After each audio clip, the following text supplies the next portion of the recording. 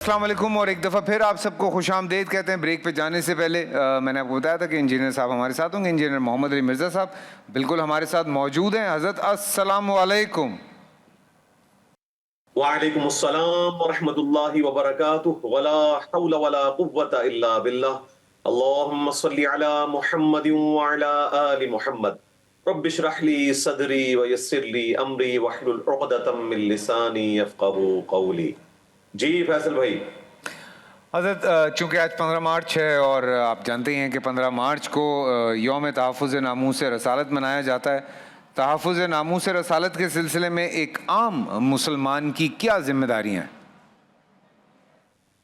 عام مسلمان کی ذمہ داری یہ ہے کہ جس ہستی کا اس نے کلمہ پڑھا ہے اور اپنا وہ جان مال عزت آبرو ماں باپ بیوی بچوں سے بڑھ کر اسے عزیز سمجھتا ہے، یعنی کہ اللہ کے محبوب صلی اللہ علیہ وآلہ وسلم، ان کی تعلیمات کو وہ لرن کرے. آپ علیہ السلام کا جو مقصد ہے دنیا میں آنے کا اس کے بارے میں وہ جانکاری حاصل کرے اور اس کے بعد اپنی زندگی اس کام کے لیے لگا دے کہ جس کام میں اللہ کے محبوب صلی اللہ علیہ وآلہ وسلم نے اپنی زندگی بسر کی.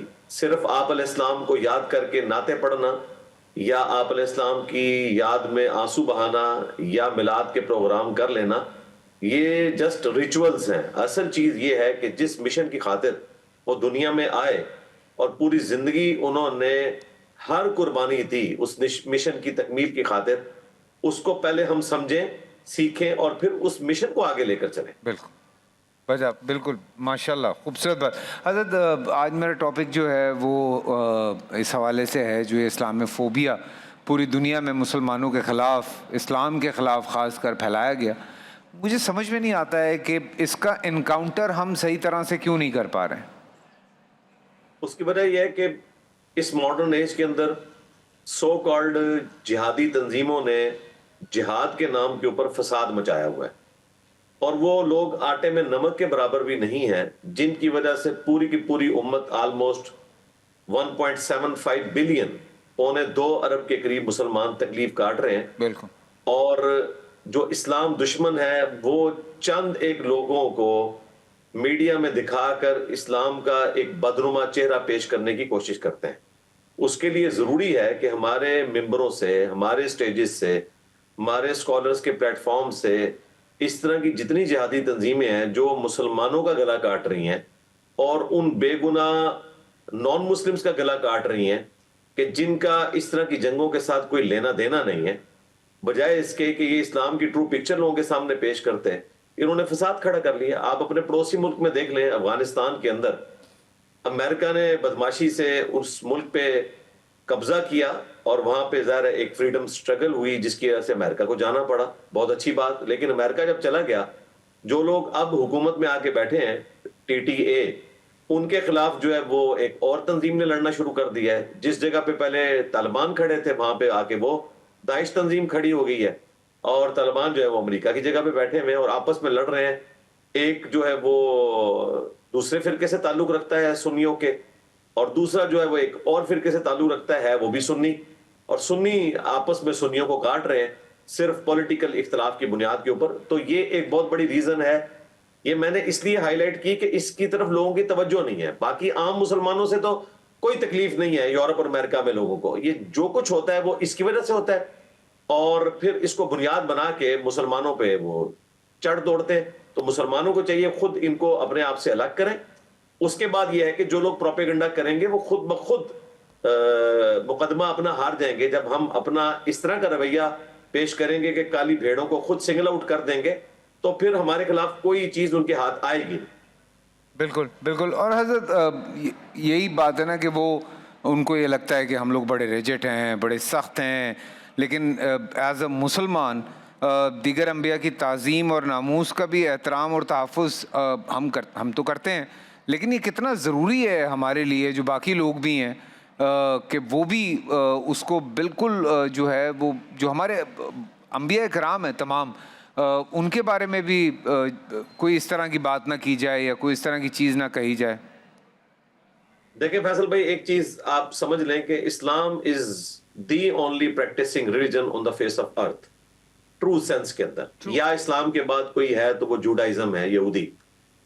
चूंकि क्रिश्चियंस इस वक्त प्रैक्टिकली मेजॉरिटी एग्नोस्टिक हो चुके हैं, एथियस्ट हो चुके हैं, या वो रिलीजन को सीरियस ही नहीं लेते।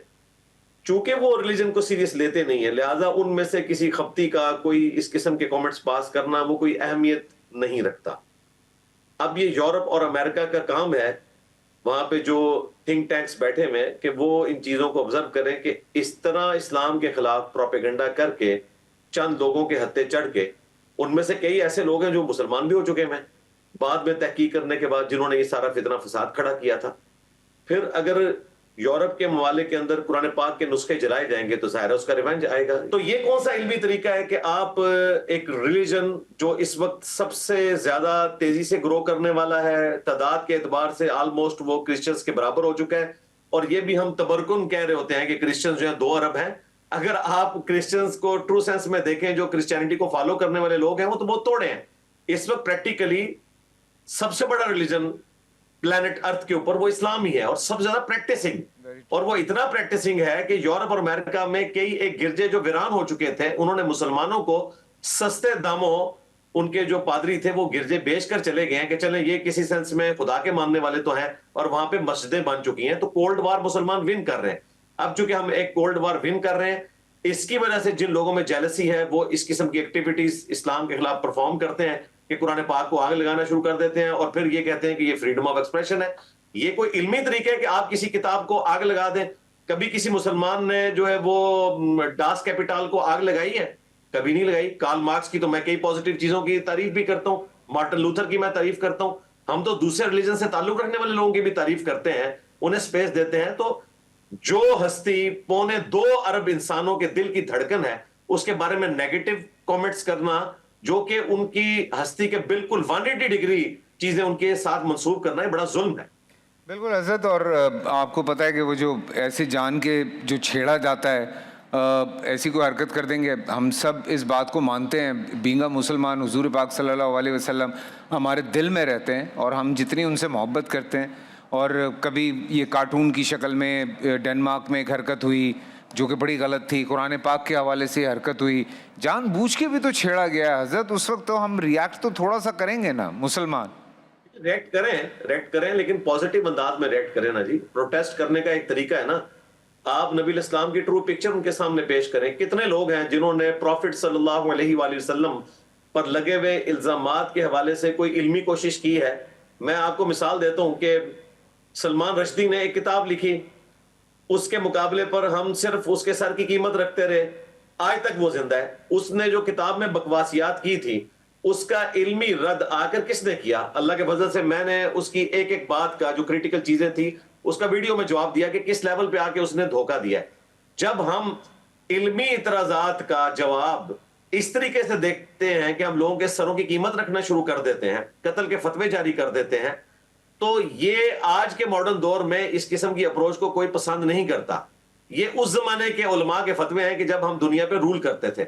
मैं अभी तो डिस्कस ही नहीं कर रहा कि कुरान और सुन्नत में इस तरह की चीजों का क्या सोल्यूशन है, वो तो फिर आपका कैमरा उसको बर्दाश्त नहीं कर सकेगा, और मुसलमान ही मेरे खिलाफ हो जाएंगे, बजाय इसके कि वो कोई इल्मी जवाब देने के वो मेरे पीछे पड़ जाएंगे।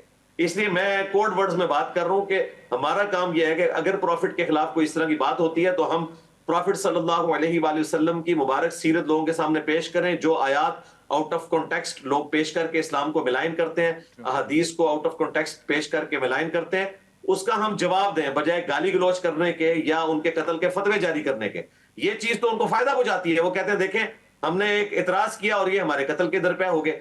रहा उनका गाली गलौज करना या कार्टून बनाना, उससे कोई प्रॉफिट को फर्क नहीं पड़ता, क्योंकि ये कोई इल्मी इतराज नहीं है कि आप किसी के कार्टून बनाना शुरू कर दें।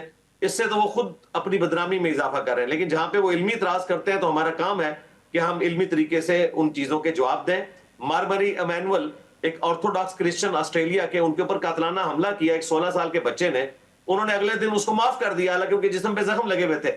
वो हायर मॉरल ग्राउंड पे आ गए। लेकिन जो उन्होंने इतराजात इस्लाम पे किए थे, उसका जवाब मैंने अपने प्लेटफॉर्म से दिया। एक एक चीज को मैंने, उन्होंने 5 इतराजात किए थे, एक एक बात का जवाब मैंने इल्मी तरीके से दिया और उनका नाम बड़े एहतराम से लिया। ये काम है करने का, बजाय इसके कि 16 साल का बच्चा चढ़ दौड़े उसके ऊपर। हाँ जी, देखें obviously میرا اللہ ہے یا میرے پیارے نبی ہیں، بہت بڑی ذاتیں، ان تک تو یہ کچھ میں کیا بولوں، بات کہیں اور چلی جائے گی. خیر اگلا سوال ہے جی کہ اسکالرز نے عرب دنیا کے علاوہ بہت سی شخصیات کے بارے میں یہ خیال ظاہر کیا ہے کہ وہ بھی نبی ہو سکتے ہیں. قرآن میں ان کا ذکر نہیں، ایسی شخصیات کا احترام کرنا اور ان کے بطور نبی ذکر کرنے کے بارے میں آپ کی کیا رائے ہے؟ دیکھیں نبی کے حوالے سے تو صرف ہم 25 انبیاء کا نام بائی نیم قرآن میں مینشن ہوا ہے. ان کے سوا جتنے لوگ ہیں ان کے بارے میں ہم کلیم نہیں کر سکتے وہ پروفٹ ہیں. اگرچہ قرآن میں آیا کہ ہم نے بہت کم کا آپ سے تذکرہ کیا ہے، بہت سو کا نہیں کیا. مسند احمد میں حدیث موجود ہے 1,24,000 پیغمبر دنیا میں مبعوث ہوئے. بعض لوگوں نے بدھا کے بارے میں کلیم کیا، بعض لوگوں نے دوسرے پرسنالٹیز کے بارے میں کلیم کیا. تو یہ ان کی اسیسمنٹس ہیں. قرآن میں چونکہ بائی نیم 25 مینشن ہوئے ہیں، لہٰذا ان کے سوا جتنے لوگ ہیں ان کے بارے میں ہم وثوق سے کہہ نہیں سکتے. رہا رسپیکٹ والا معاملہ تو بھائی ختم نبوت کے بعد جو پرسنالٹیز آئی ہیں جنہوں نے ریلیجن اپنے اپنے کھڑے کیے ہیں، جس طرح کے بابا گرو نانک ہیں، تو ہم ان کی بھی رسپیکٹ کرتے ہیں. حالانکہ ان کے بارے میں تو ہمیں کنفرم ہے کہ وہ پروفٹ نہیں ہے، اگرچہ وہ ہمارے پروفٹ کو مانتے تھے صلی اللہ علیہ وآلہ وسلم. تو قرآن پاک میں واضح ہے وَلَا تَسُبُّوا الَّذِينَ يَدْعُونَ مِن دُونِ اللَّهِ فَيَسُبُّوا اللَّهَ عَدْوًا بِغَيْرِ عِلْمٍ.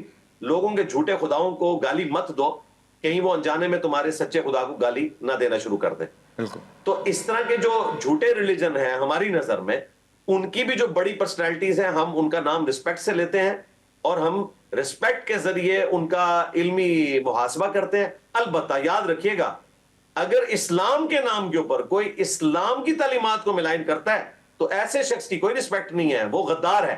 جنیوا کنونشن کے رائٹ صرف مخالف فوجی کو ملتے ہیں. اگر ہمارا اپنا فوجی غداری کرے گا تو اس کے لیے ڈیتھ پینلٹی ہے. یہ ذہن میں رکھیے گا. یہ میں اس لیے بات کروں کہ یہ بات لوگ مجھے کوٹ کرتے ہیں کہ جی بزرگوں کے اوپر چٹ دوڑتا ہے.